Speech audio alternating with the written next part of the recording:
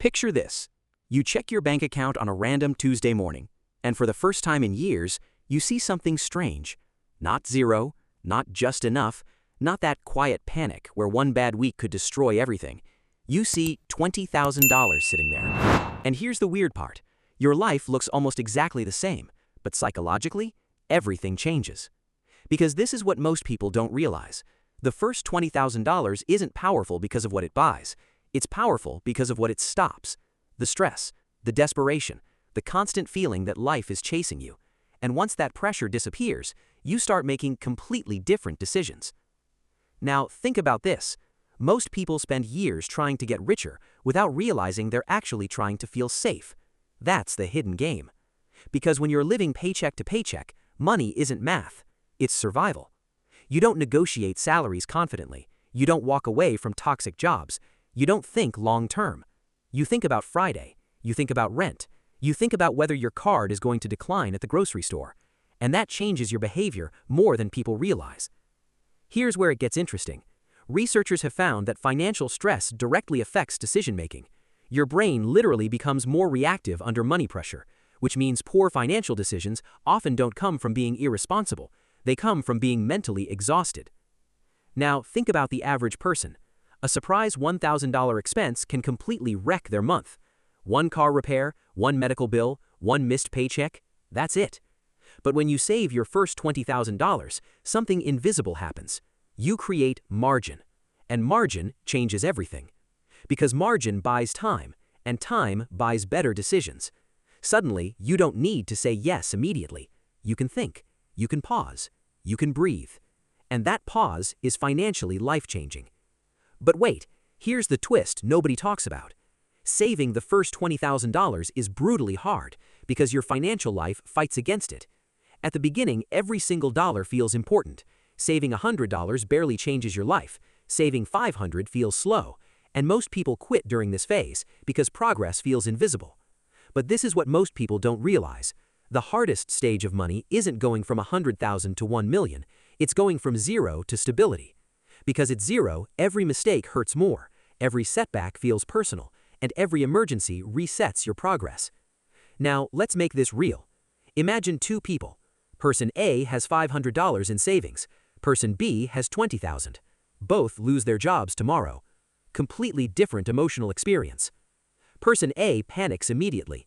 Bills become emergencies. Credit cards become survival tools. Every decision becomes emotional.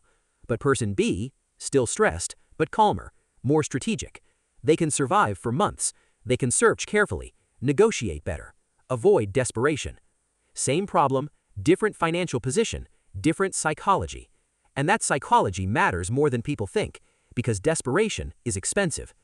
Desperate people take bad loans, bad jobs, bad deals. They stay stuck because they cannot afford patience. That's why the first $20,000 changes your life, not because it makes you rich, because it gives you options. And options are one of the most valuable forms of wealth. Here's a simple analogy. Imagine life is a video game. Most people are playing with one health bar left. Every unexpected hit almost kills them. But savings? Savings restore armor. You stop walking through life financially exposed. And this is where it gets dangerous, because modern life is designed to keep people from ever reaching that point. Look around. One-click shopping, buy now, pay later, infinite subscriptions, constant advertising. The system makes spending frictionless and saving emotionally painful.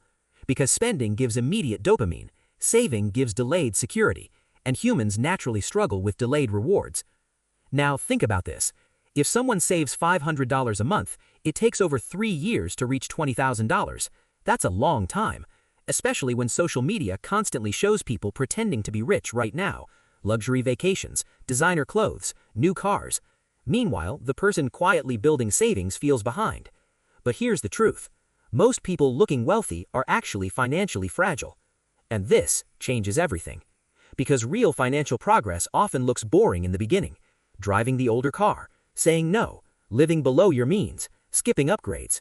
Not because you're failing, but because you're building stability nobody can see yet. Now, you might be thinking, okay, but $20,000 isn't life-changing money. And technically, you're right. It won't buy freedom forever. But that's not the point. The point is what it represents. Discipline, consistency, margin, proof that you can delay gratification, and those skills matter more than the number itself. Because once you learn how to save $20,000, you become capable of building much larger wealth later. This is what most people don't realize. The habits required to save the first $20,000 are the same habits required to build financial independence. Now, here's where it gets really interesting. At some point, money starts behaving differently. In the beginning, you work for money. Every dollar comes from effort, hours, stress, energy. But once savings grow large enough, your money starts helping you, even slowly. Let's say you save $20,000 and invest it, earning 7% annually. That's roughly $1,400 per year without additional work. Not enough to retire, but enough to prove something important. Money can produce more money. And once you understand that, your entire mindset changes. You stop asking, how much can I spend? And start asking, how much can I keep working for me? That shift is massive, because consumers focus on income, builders focus on ownership. Consumers upgrade lifestyles, builders accumulate assets, and the gap between those two mindsets becomes enormous over time. Now, think about the person making $70,000 a year with $20,000 saved versus the person making $120,000 with nothing saved. Who is actually safer? Who has more flexibility? Who sleeps better at night? Income creates appearance, savings create stability, and stability quietly creates power. But wait, here's another hidden effect nobody talks about. Once you have savings, you stop tolerating nonsense. Seriously, you negotiate differently. You leave bad situations faster. You stop feeling trapped. Because financial dependence creates emotional dependence, and when you remove that pressure, your confidence changes. This is why employers love financially desperate workers. They're easier to control. They can't afford risk. They can't afford downtime. They can't afford to say no. But the person with savings? Different energy. They think long-term. And long-term thinking is incredibly powerful in a world addicted to immediate gratification. Now, let's zoom out, because this isn't just personal finance anymore. This is behavioral economics. Entire industries benefit when people remain financially fragile. Debt companies, credit cards, impulse-driven advertising. The economy rewards consumption, but wealth usually comes from restraint. That's the uncomfortable truth. And it gets worse, because society often celebrates spending more than saving. People notice the Rolex. Nobody notices the emergency fund. People notice the luxury car. Nobody notices the investment account. Which means the behaviors that look successful are often destroying actual financial progress behind the scenes. Now, here's the climax most people miss. The first $20,000 changes your life because it breaks the survival cycle. You stop making every decision from fear. And once fear stops controlling your money, you finally gain clarity. That's when wealth building actually begins, not before. Because before stability, you're just trying to survive. After stability, you can finally strategize.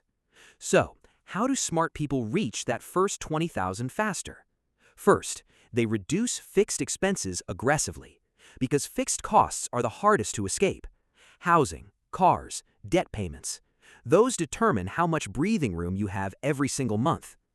Second, they automate savings, not after spending, before spending. Because if you wait to save whatever is left, there's usually nothing left. Third, they avoid lifestyle inflation. This one is huge. When income increases, they increase investments first, not consumption. Fourth, they stop trying to look rich. This changes everything, because fake wealth is expensive. Real wealth is quiet. And finally, they focus on consistency over intensity. Most people try to change their financial life dramatically for 2 weeks, then quit. But wealth usually comes from boring repetition, month after month, year after year. Now, here's the final reframe. The goal of money is not luxury, at least not at first. The first goal is space. Space to think, space to recover, space to choose your life instead of reacting to it. And once you create that space, everything changes. Your stress changes, your confidence changes, your decisions change, even your identity changes. Because you stop seeing yourself as someone barely surviving and start seeing yourself as someone building control. So, the next time you hear someone say, money saving won't make you rich, understand something. Maybe the first purpose of savings isn't to make you rich. Maybe it's to make you free enough to think clearly. And that might be even more important. If you want to understand how money really works, subscribe.